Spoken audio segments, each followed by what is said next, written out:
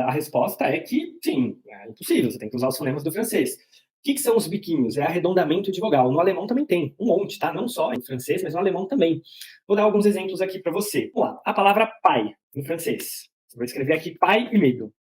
Pai é père, père. E medo é peur, peur. Você arredonda. A mesma coisa acontece com o alemão. No alemão você tem o u, tipo da palavra porta. Tür, tür. Você tem, os fonemas eles são distintivos, ou seja, eles distinguem significado. Então sim, é impossível falar o francês sem os fonemas do francês, porque daí você vai mudar o significado de palavra. Assim como no inglês, it é ele ou ela, eat é comer, no francês, é de père é pai, de heure é medo. E a mesma coisa vai acontecer no alemão. O alemão também tem o francês tem o o alemão tem o francês tem o o francês também tem o que são vogais arredondadas. E o francês ele tem muitas vogais arredondadas.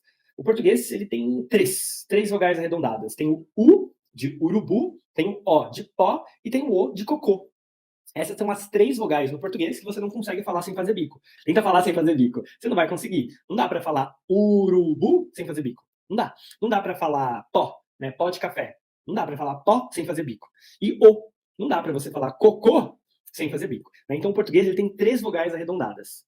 U, O, O. E o francês ele tem muito mais. Por isso que o francês dá essa impressão de que toda hora tá com a boca arredondada, porque tem muito mais vogais arredondadas. Então é impossível falar qualquer língua, né, sem os fonemas dela. Você pode até falar, mas aí é aquilo, né? Você não vai entender direito, você vai falar, quando você falar pai, você vai estar falando medo, sabe? O medo falando pai, é uma loucura, é uma loucura. Aí você patina muito, sabe? E eu acho que o IPA, os sons, eles são tão assim fáceis para pensar, as palavras são milhares. Para você ser fluente numa língua, você tem que saber umas 3, 4, 5 mil palavras. Pô, 5 mil palavras.